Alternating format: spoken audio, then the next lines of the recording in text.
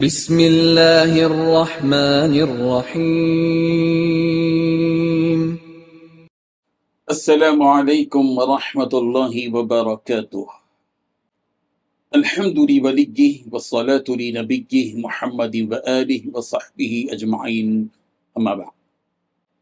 حاضرین و ناظرین، یہ درس نمبر 29 ہے اور آج ہم ایمان و احتساب سے متعلق 3 حدیثیں بیان کریں گے۔ تینوں حدیثوں کو ترجمے کے ساتھ سنیے، اس کے بعد مشترکہ طور پر اس کی تشریح کی جائے گی۔ بسم اللہ الرحمن الرحیم۔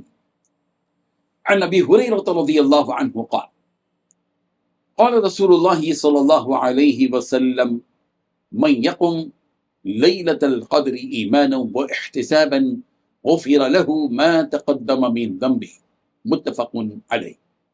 ترجمہ یوں ہے، حضرت ابو ہریرہ رضی اللہ عنہ سے روایت ہے کہ رسول اللہ صلی اللہ علیہ وسلم نے ارشاد فرمایا، جو کوئی ایماندار ہو کر ثواب جان کر شب قدر میں قیام کرے تو اس کے اگلے گناہ بخش دیے جائیں گے۔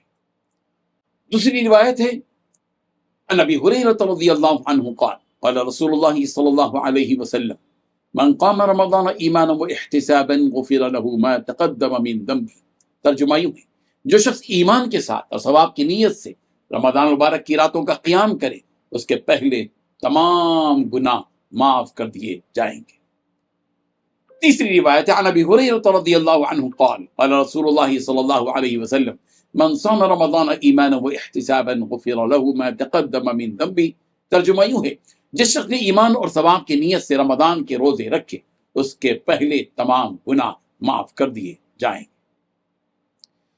بزرگان محترم، کیونکہ ایمان سے متعلق احادیث بیان کیے جا رہے ہیں، یہاں 3 حدیثیں ایسی بیان کی گئی ہیں۔ ان تینوں احادیث میں ایمان کے ساتھ احتساب کا ذکر کیا گیا ہے۔ ان تینوں احادیث میں 3 باتیں مشترکہ طور پر بتلائی گئی ہیں۔ پہلی بات، جو شب قدر میں قیام کرے، اس حالت میں کہ وہ ایماندار بھی ہو اور اس کو ثواب جان کر وہ کرے اور ثواب کی امید ہو، تو اس کے لیے اس بات کی خوشخبری ہے کہ اس کے اگلے گناہ بخش دیے جائیں گے۔ دوسری بات یہ بیان کی گئی کہ جو شخص ایماندار ہو اور وہ اجر و ثواب کی امید بھی رکھتا ہو، ایسا شخص ماہ رمضان میں قیام کرے تو اس کے اگلے گناہ معاف کر دیے جائیں گے۔ تیسری بات، جو شخص ایماندار ہو اور وہ اجر و ثواب کی امید بھی رکھتا ہو، ایسا شخص اگر ماہ رمضان مبارک کے روزے رکھے تو اس کے اگلے گناہ معاف کر دیے جائیں گے۔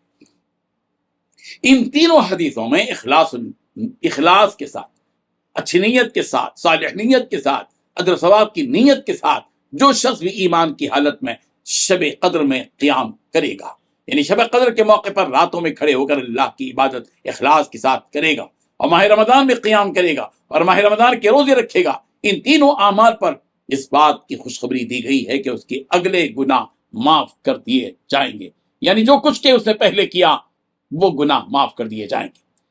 شب قدر کے سلسلے میں قرآن مجید میں مستقل ایک سورت موجود ہے جس کا نام سورۃ القدر ہے۔ شب قدر میں حضرت جبرائیل علیہ السلام فرشتوں کے ایک گروہ کے ساتھ تشریف لاتے ہیں اور اس شخص کو جس کو نماز، تلاوت قرآن اور ذکر و تسبیح میں مشغول دیکھتے ہیں، وہ اسے سلام کرتے ہیں اور سلامتی اور رحمت کا پیارا سلسلہ صبح تک جاری رہتا ہے۔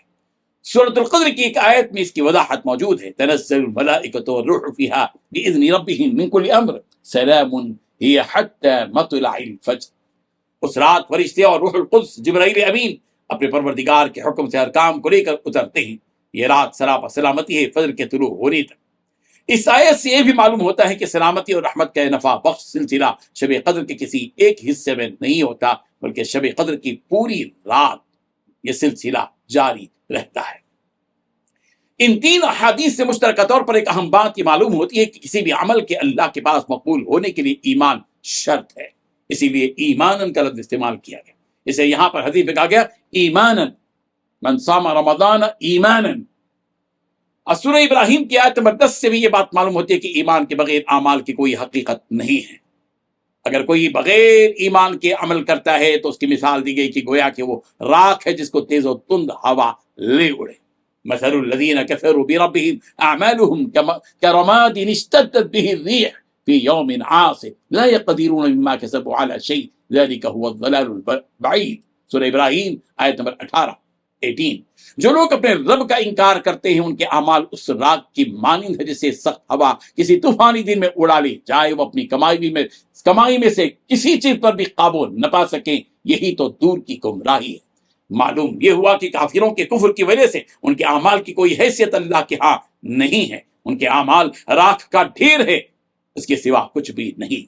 ان تینوں احادیث میں ایمان کے ساتھ احتساباً کا لفظ موجود ہے، ایمانوں و احتسابا، ایمانوں و احتسابا، اور احتساب کا مطلب یہ ہے کہ بندہ جو نیک کام بھی کرے اس کام کے کرتے ہوئے اس کے دل میں اس بات کی امید ہو کہ اس کا پروردگار اس کو اجر و ثواب عطا کرے گا، اور وہ اسی خالص نیت کے ساتھ عمل کرتا ہے کہ وہ اپنے پروردگار کو راضی کرے اور اس کے ذریعے سے اس کو اجر و ثواب ملے۔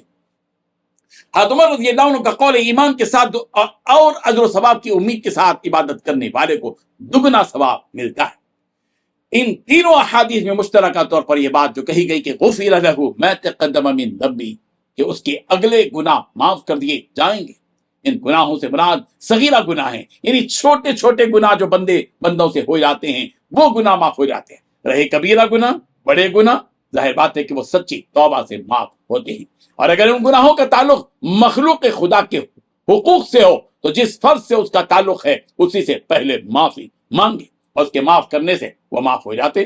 مگر مثلا اگر کسی نے کسی کی غیبت کی یا کسی پر ظلم کیا یا اس کا مال لوٹ لیا وغیرہ، تو ظاہر ہے کہ ایسے گناہ کرنے کے بعد مسجد میں جا کر گر گرانے سے اللہ تعالیٰ معاف نہیں کریں گے، بلکہ جس پر ظلم کیا ہے اس سے پہلے معافی مانگنی ہوگی، جس کا مال لوٹا ہے اس کو وہ مال لوٹانا ہوگا، اس کے بعد اس کی معافی ہوگی، پھر وہ اپنے پروردگار سے کہے کہ پروردگار مجھ سے یہ غلطی ہوگی، آپ مجھے معاف کر دیجیے، تو اللہ تبارک و تعالیٰ کہ ممکن ہے کہ معاف کر دیں گے۔